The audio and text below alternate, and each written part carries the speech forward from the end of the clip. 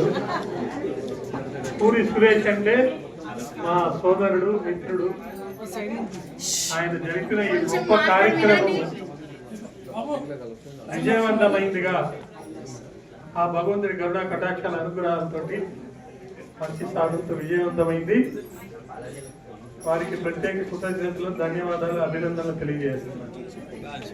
చిన్న చిన్న పొరపాట్లు జరుగుతాయి. ఉదాహరణకి నేను సమయపాలన పాటించలేదు.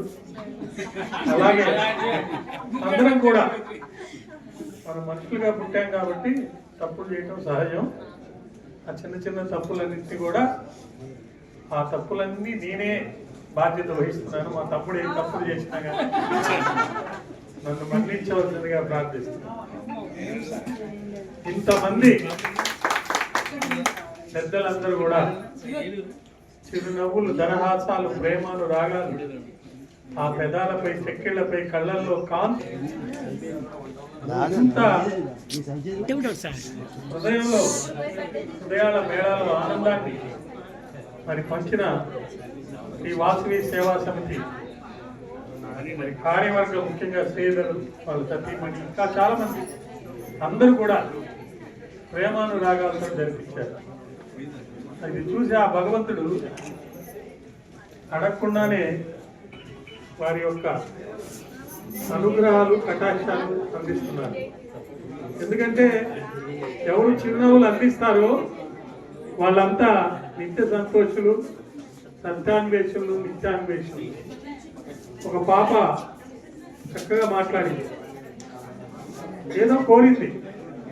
వెంటనే ఆ భగవంతుడు మల్లన్న రూపంలో, మల్లన్న రూపంలో మరి ప్రతిధ్వనించారు. అంటే దేవుడు ఎక్కడో లేదు, మనుషుల్లోనే ఉన్నారు. ఆ మనుషులకి ఒక సంకల్పం తోడైతే, ఆ సంకల్పానికి ఒక నిర్ణయం తోడైతే, ఆ నిర్ణయానికి తోడుగా వారి యొక్క అమూల్యమైన సమయాన్ని సద్వినియోగం చేసుకొని అద్వితీయంగా అందరూ మెచ్చే విధంగా విజయాలు సాధించేదానికి అవకాశం ఉంది. అలాంటి అవకాశాలు కావాలంటే సత్సంగంలో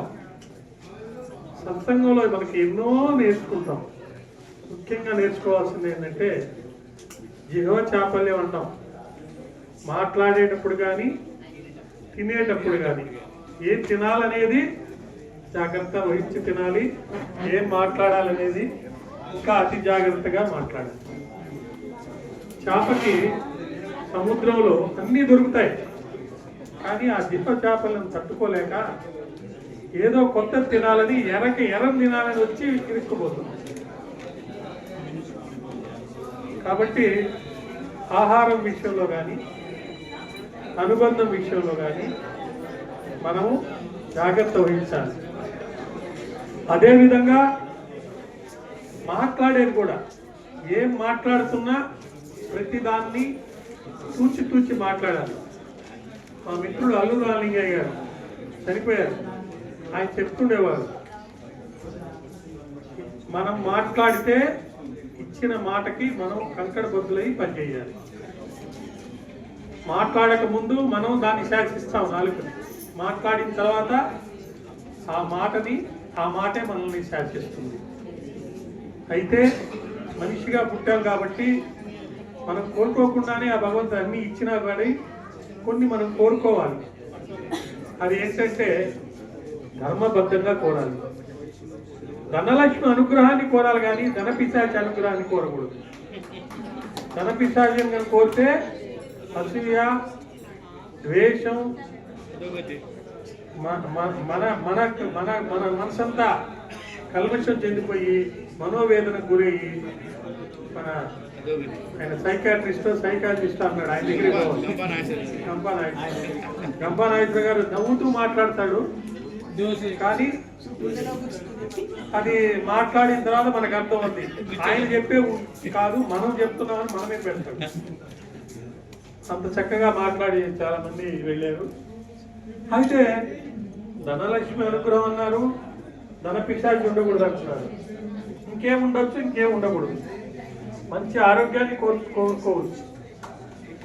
ముఖ్యంగా కోరాల్సింది శత్రువు లేకుండా ఉండాలి. ఆ శత్రువు లేకుండా ఉండాలి అని అంటే ఇట్లాంటి సంస్థలలో చేరాలి. ఊరి సురేష్ శెట్టి గారు కానీ, వారి దంపతులు కానీ, పిల్లలు కానీ, అది చూస్తుంటే ఆ కుటుంబ అదొక నేపథ్యం అన్నమాట. జీవన యానంలో సమత, మమత, మానవత భావాలతోటి చక్కగా మంచిగా ముందుకు వెళ్ళాలంటే కుటుంబం బాగుండాలి. ఎన్ని మాటలు ఎక్కడ ఎవరు ఎన్ని చెప్పినా వాళ్ళ కుటుంబ సభ్యుల్ని బాగా చూసుకోలేకపోతే మరి వాళ్ళు సమాజానికి ఏదైనా చేస్తారంటే నేను నమ్మను.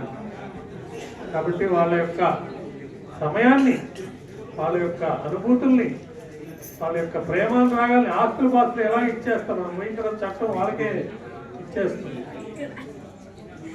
మరి ఆ కుటుంబ సభ్యుల్ని ఎవరైతే బాగా చూసుకుంటారో వాళ్ళని భగవంతుడు చక్కగా చూసుకుంటాడు. పేరు ప్రఖ్యాతులు అనేవి మనం వాటి వెనకపోతే రావు. ఇలాంటి మంచి కార్యక్రమాలు చేస్తూ పోతే అనుకోకుండానే మనకు ఆ దేవుడి యొక్క సంకల్పం, దేవుడి యొక్క అనుగ్రహం, అనుభూతి పొందుతాం. కాబట్టి సత్సంగం అనేది చాలా ముఖ్యం. ఆ సత్సంగంలో ఉండాలి అని అంటే మనకు వచ్చే ఆలోచనలు మంచిగా ఉండాలి. నా మిత్రుడు ఒకటి రాశాడు, ఓ ఐడియా మీ జీవితాన్ని మార్చేస్తుంది కానీ అతను నాకు గుర్తులే కాబట్టి చాలాసార్లు చెప్పిన ఐడియా అని చెప్పొద్దండి, మంచి ఐడియా మీ జీవితాన్ని మార్చేస్తుంది. చెడ్డ ఐడియా వస్తే అదే మనల్ని నాశనం చేస్తుంది. ఓ మంచి ఐడియా రావాలంటే వైశ్య కులంలో పుట్టాలి. ఎందుకంటే మన అమ్మవారు మనకు నీతి, నిజాయితీ, స్త్రీ అంటే ఎలా ఉండాలి. నేను ఆ ఊర్లో జడ్జిగా పనిచేశాను. పెనుగొండ కేసు కూడా నేనే తీర్పిచ్చింది, అక్కడ ఏదో స్థలం డిస్ప్యూట్ వస్తాయి. కాబట్టి నాకు తెలుసు అమ్మవారి చరిత్ర గురించి కానీ, అమ్మవారి యొక్క పవిత్రత గురించి కానీ. మనం ఈరోజు ఇంత చక్కగా, ఇంత మంచిగా, ఇంత ప్రేమానురాగాలతో ఉన్నామంటే ఆ పునాదులు కన్యకా పరమేశ్వర అమ్మగారి అనుగ్రహం వల్లనే ఇంత బాగున్నాం మనం. మీరందరూ పెద్దవాళ్ళు చెప్పిన ఎన్నిట్లో చెప్పిన మంచి విషయాలు, మరి ముఖ్యంగా మన పిల్లల్ని మరి ధర్మం ఏంటి, మన కులం ఏంటి, మన బాధ్యత ఏంటి, మనం ఎలా ఉండాలి అని చెప్పాల్సినటువంటి సంపాదన కంటే సంస్కృతి చాలా ముఖ్యం. భారతీయ సంస్కృతి, వేదాలు, ఉపనిషత్తులు, పురాణాలు చెప్పింది ఏంటంటే త్యాగం ఉండాలి, ధర్మాన్ని పాటించాలి. త్యాగం అంటే ఏం లేదండి. నేనైతే ఒకటి నమ్ముతాను, డబ్బులతో అన్ని పని అయ్యే పని అయితే డబ్బులు ఉన్న వాళ్ళందరూ ఆనందంగా ఉండాలి. వాళ్ళందరూ హాస్పిటల్లో ఉన్నారు. డబ్బులే కాదు, మీ అమూల్యమైన సమయం, మీ దగ్గర ఒక లీటర్ బాటిల్ ఉంటే ఓ డ్రాప్ ఎవరికైనా మీరు దానం చేసినా, అది కుక్కకు కానీ, నక్కకు కానీ, ప్రకృతిలో ఏ జీవికి ఇచ్చినా కానీ మీరు త్యాగధనులు, మీరు దేశభక్తులు. ఆ దేశభక్తి ఎక్కువ ఎవరిలో ఉందంటే వైశ్యాసులో ఉంది. నేను విశ్వసిస్తాను, నమ్ముతాను. కష్టించి పనిచేసి ఆ సముపార్జనించినటువంటి సొమ్ములో కొంత భాగాన్ని లేదా ఎక్కువ భాగాన్ని దానం చేసేవాళ్ళం మనం.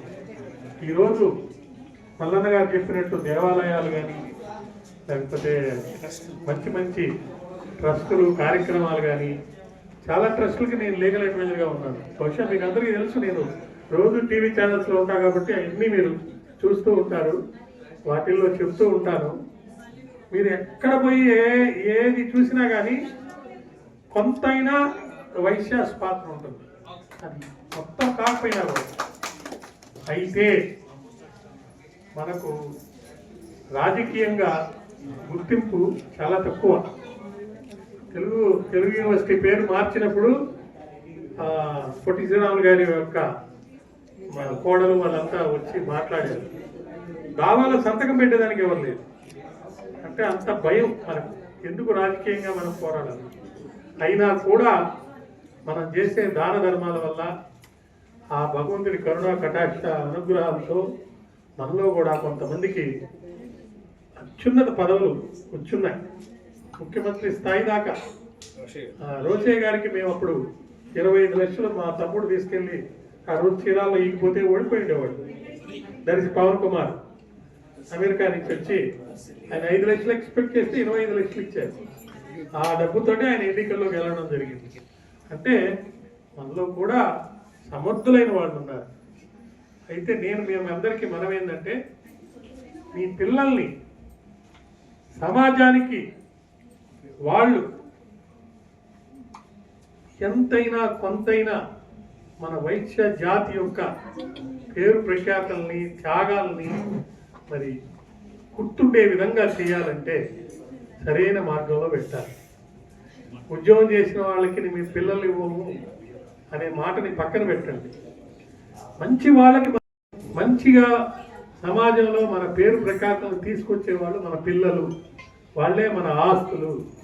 మీ ఆస్తి ఏంటి అని అంటే పల్లెన గారు మీకు చెప్తున్నాను, నైతిక విలువలు కలిగిన సంపద అమూల్యం. ఆ నైతిక విలువ కలిగిన సంపద రావాలంటే హర్షాతిరేకాలు, వర్షపు జల్లులు హృదయాల్లో పొంగి పొర్లించాలంటే వాసవి సేవా సమితి లాంటి మంచి సంస్థల యొక్క ఆధ్వర్యంలో మంచి కార్యక్రమాలు చేయాలి. నేను చాలా సంస్థలకు అధ్యక్షుడు. నేను state scouts and guides state president. 45 ఏళ్ల క్రితం ఢిల్లీలో ఎలక్షన్లో నిలబడి గెలిచాను. నా శిష్యుడు ఇప్పుడు సెంట్రల్ మినిస్టర్గా ఉన్నారు, ఇక్కడ ఎమ్మెల్యేగా ఉన్నాడు. నా శిష్యుడు ఒక శిష్యుడు అంబర్పేట ఎమ్మెల్యే వెంకటేష్ నా శిష్యుడే. మధు యాష్కి నాకు జూనియర్ ఢిల్లీలో అప్పుడు. ఇలా ఎంతమంది మంచి వాళ్ళని మనం సత్సంగంతో మనం ముందుకు తీసుకెళ్తే మన యొక్క బాధ్యత కొంతైనా నెరవేర్చుకుని ఉంటాం. కరోనా మనకు నేర్పించింది. కరోనా ఏం నేర్పించిందండి? ఏ సెకండ్లో అయినా అవుట్. కాబట్టి నా క్లయింట్ ఒక ఆయన ఉన్నాడు, ఆయన సెకండ్కి ₹1 కోటి సంపాదిస్తున్నాడు. ఆయన పరిచయం అయిన తర్వాత తెలిసింది నాకు, పేరు కూడా చెప్పగలుగుతాను నేను. డాక్టర్ కే పాల్ గారు నా క్లయింట్, బ్రదరు. అప్పట్లో సెకండ్కి ₹1 కోటి. ఒక దగ్గర 40 నిమిషాలు మాట్లాడితే 40 కోట్లు ఇస్తే అప్పుడు ఆయన తీసుకెళ్ళి ప్రధానమంత్రి గారికి ఇచ్చేసాడు. సంపాదించడమే కాదు, దానం చేయడం కూడా ఒక గొప్ప గుణం. అయితే కరోనా తర్వాత మనకు తెలిసిన విషయాలు ఒక్క మాట చెప్పి ముగిస్తాను. నాకు చాలా పనులు ఉన్నాయి. కరోనాలో తెలిసింది ఏంటంటే ప్రతి వాళ్ళు కూడా బాధ్యత వహించి వాళ్ళ ఆరోగ్యాన్ని కాపాడటమే కాకుండా ప్రకృతిని కాపాడాలి. ప్రకృతిని కాపాడలేని వాడు కరోనా కాటేయబడ్డాడు. కాబట్టి బాధ్యత వహించి మీ ఆరోగ్యాన్ని కాపాడాలంటే ప్రకృతిని కాపాడాలి. అది కాపాడాలంటే మీలో ఉన్న స్కిల్స్ని, ఈమె డాన్సర్ అయితే డాన్స్ స్కిల్ని డబుల్ చేసుకోవాలి. అదొకటి చేయాలి. ఇంకొక బాధ్యత ఉంది మన మీద. మనకు సమాజం నుంచి ఎంతో అందుతుంది. ఎన్నో త్యాగాలు చేస్తే మనం ఈ స్థాయికి వచ్చాం. ఎంతో మంది దగ్గర అప్పులు తీసుకున్నాం, తిరిగి కట్టడం లేదు. దయ ఉంచి మీ అందరికీ నా మనవి చేస్తున్నాను, ఎవ్వరు అప్పు తీసుకున్నా, ఎవరి దగ్గర నుంచి ఏ సహాయం పొందినా ₹100 తీసుకుంటే ₹1 అయినా ఇవ్వండి. నా మనవి. ఎవరు ఇవ్వకపోతే వాళ్ళు వైశ్య జాతికి వ్యతిరేకం. మనలో లేదండి అప్పులు ఎగ్గొట్టడం, మనలో లేదు త్యాగం చేయకపోవడం మనలో లేదు. కాబట్టి అది చేస్తారని భావిస్తూ ఇప్పటికీ కాలాతీతమైంది. మీ అందరికీ ఆ భగవంతుడి ఆరోగ్య ఐశ్వర్యాలు కరుణ కటాక్షాలు ప్రసాదించాలని ఇంత చక్కగా, ఇంత గొప్పగా, ఇంత మంచిగా, ఇంత ప్రేమాను రాగాలతో జరిపించిన మా సురేష్ శెట్టి గారికి, శ్రీధర్కి, మల్లన్న గారికి అందరికీ ప్రత్యేక కృతజ్ఞతలు, ధన్యవాదాలు, అభినందనలు తెలియజేస్తూ మీరందరూ ఒక నిర్ణయం తీసుకోండి. అందరినీ నేను ఆనందపరుస్తాను, దానికంటే ముందు నేను ఆనందంగా ఉంటాను. ప్రతి వాళ్ళు నిర్ణయం తీసుకోవాలి. నేను ఈ క్షణం నుంచి ఎన్ని బాధలు వచ్చినా ఎన్ని కష్టాలు వచ్చినా ఆనందంగానే ఉంటాను.